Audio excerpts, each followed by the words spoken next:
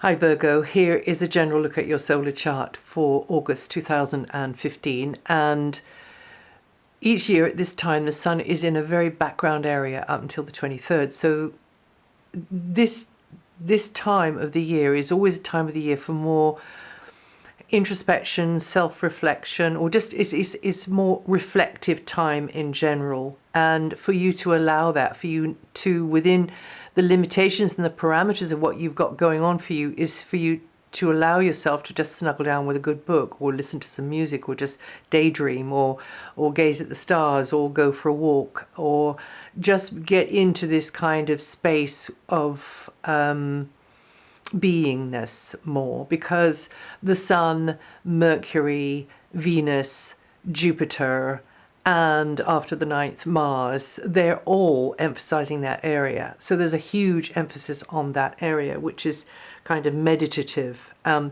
if you get yourself in situations or follow practices which are like that, and anything to do with the collective unconscious, so that's to do with dreams, that's to do with artwork, anything like that would be good. Now, and this is also a time for you to, and you've had quite a bit of this actually over the past month or so, because you've had Venus and Jupiter in there. Jupiter's been in there for months and months, but Venus has been in there as well.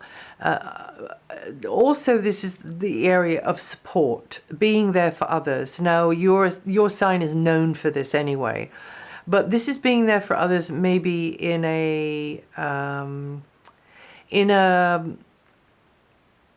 more philosophical kind of a way, rather than in a practical sort of way. It's being there for somebody else energetically, maybe, because that's just the way it is for you at the moment, or it is for them at the moment, and trying to be there in as unconditional or as a non-judgmental a way as you possibly can, because this is a karmic house which has got the huge emphasis on it. So you will be perhaps dealing, with your own ego drives, your own emotional knee-jerk responses, and trying as best you can to put those on one side and just say, okay, let me just give a nice clear channel and an open space here for whatever is going on. Now, until the 8th, Mercury is in these deeper levels, making you more introspective, zoning out sometimes, not quite, just being in a sort of a little bubble, really. Now, you might be in that little bubble with very, very sort of special certain others, like a little circle of others, or a little group or an organization or club of others. It might be like that. Zoning out isn't a bad thing at all, but just don't do it whilst behind the wheel of a car, which is actually got the engine turned on and is going in a forward motion down the road. Now, Mercury comes out of there and comes into your sign from the 8th to the 28th, so that's most of the month, and that is pinging you up, and sort of almost like you blinking your eyes and kind of going, oh, all this was going on whilst I was sort of, checked out for a while, because it will be a change of focus, a change of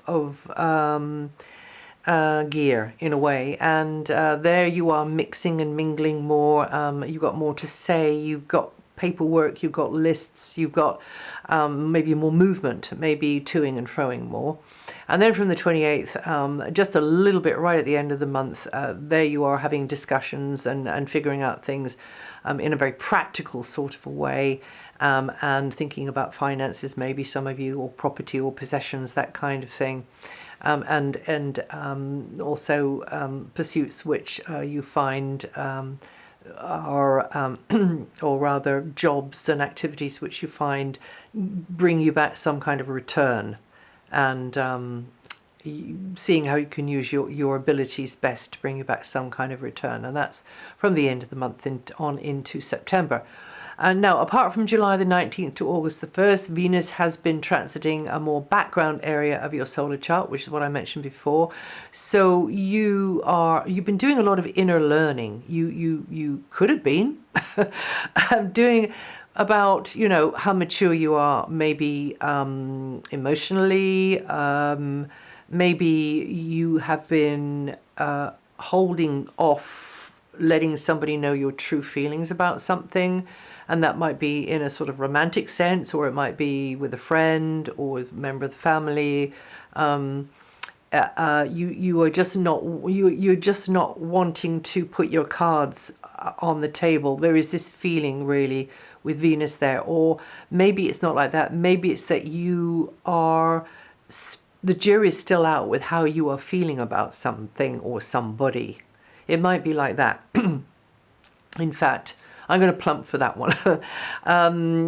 It might be a little bit more like that, and maybe you've got to work this out for yourself. How much value do I put on this thing, or this person, or this place, or this pursuit, or whatever it is? What does it mean to me now at this stage in the game, sort of thing? So it might be a little bit like that. It might be that, you are at a distance from somebody or something that you would like to speak out to, but that you don't want to. Not yet. You don't feel ready. Well, you're probably going to feel ready when Venus comes into your sign, and that's going to be in October. But you are likely to feel a lot more supported by others in a close circle, like I was speaking about just a few minutes ago, some kind of little kind of bubble of people. There's where you're really going to feel the support, and there's where you're going to be giving the support. But it's as though you don't want to go outside of that kind of cocoon.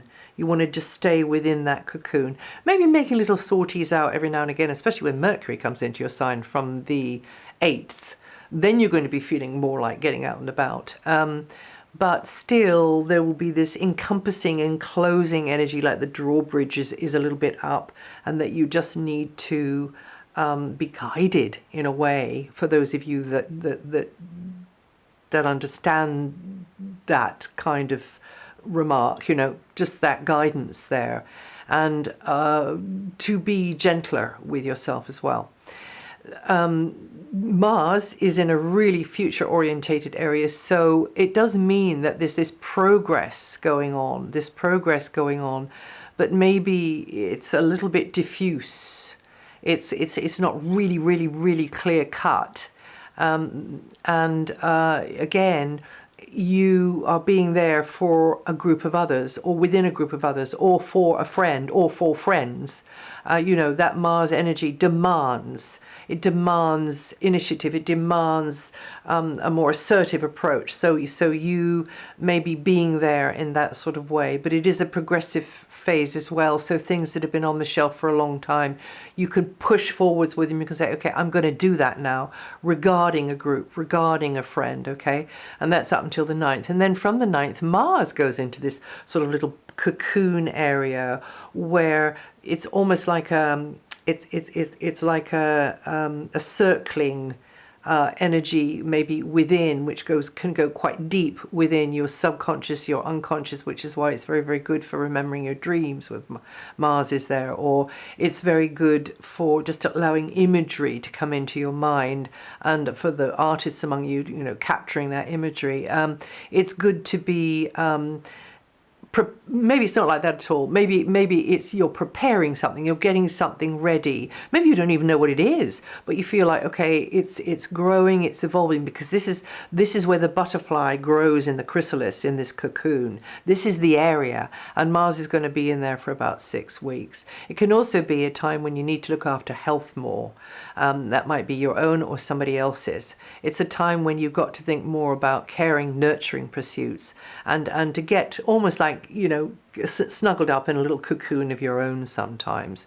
And like I said, you've had a lot of this energy already with the position of Venus and for a long time Jupiter. So this will just be almost like a continuation of it. But believe you me, this is coming to the end now, because first of all, you get the Sun in your sign on the 23rd, but before that you get Jupiter out into your sign. And this is after this long time of tying up loose ends from the past, maybe doing some remembering of the past, and with Saturn in where Saturn's been, maybe some of you writing your memoirs, that kind of thing. There's been a lot of harking back to the past, finishing things off, and maybe doing more inner work, that kind of thing. And realizing that maybe you shoot yourself in the foot sometimes with behaviors or habits which had eluded you, which you didn't realize you did do, but then you start to become aware that you are doing them, that type of thing. But then from the 11th, Jupiter comes into your sign for about 12 months. And Jupiter comes around each sign of the zodiac once every 12 years. So this means time for a real growth spurt in your life. And your life could be taking off in several new directions, and it's going to be a bit of a learning curve, but you must be guided, very guided, by what feels right for you when you're choosing to plump for this or that or the other direction. And could be more travel during this phase, foreign cultures being highlighted, also higher education, that's highlighted, whether it's formally done or informally done, and whether that's you as the student or you as the teacher. This is a lot stronger with Jupiter in your sign, the potential. So this is your opportunity to think bigger and reach higher, really. And you early Virgos, very early, born in the first four days or 4 degrees, Virgo rising, or those of you born from the 20th September, or from 27 degrees rising, you're going to feel that energy the most. And then mentioning Neptune going through your opposite sign, others leaning on you a bit more, and you must remember not to sacrifice your own style to serve another's aims, or to be sort of like codependent, that kind of thing, but also integrating your own needs there, but stronger boundaries may be needed at times. And you must also be aware that you don't get a distorted view of what somebody else is worth, what they are really, because that can happen with Neptune here. And that can work both ways. Either they go up on that pedestal or they get kind of kicked under the table, as if you would. But I mean, this is metaphorical. And you just ignore them. And that's another way of getting a distorted view about somebody's worth or somebody's relevance to your life. So just be aware. And you Virgos born the 30th of August to the 2nd of September, or with 7 to 10 degrees rising, you're going to feel that energy the most this month. I just want to mention Jupiter and Saturn. This is when you have to get down to the reality of how to get organized in with your hopes and dreams and wonderful high-flying ideals. So you might have to rethink where you stand on something, and for a while you may feel a bit conflicted because you don't quite know which way to go, but you have to really start to focus on where you want to expand, where you want to be, where you're drawn to grow, through which you're drawn to grow, and where to cut back. But don't feel pushed, don't feel hurried, because you will have time to figure this out. You might have to be more resourceful or more just careful with money, property, possessions, that kind of thing at the moment. And if you've been feeling squeezed, you may be changing your current setup or circumstances for something which allows a wider range of options, allows you to broaden your horizons. And that's just from the back end of July into about the middle of August. And that's it. That's it for August. Probably the second half of the month will go ticking along more smoothly than the first half of the month. Yeah, that's it. If you know your moon sign or your rising sign, listen to those. And also this material is written up on my website, DianaGarland.com. And I'll see you the next time.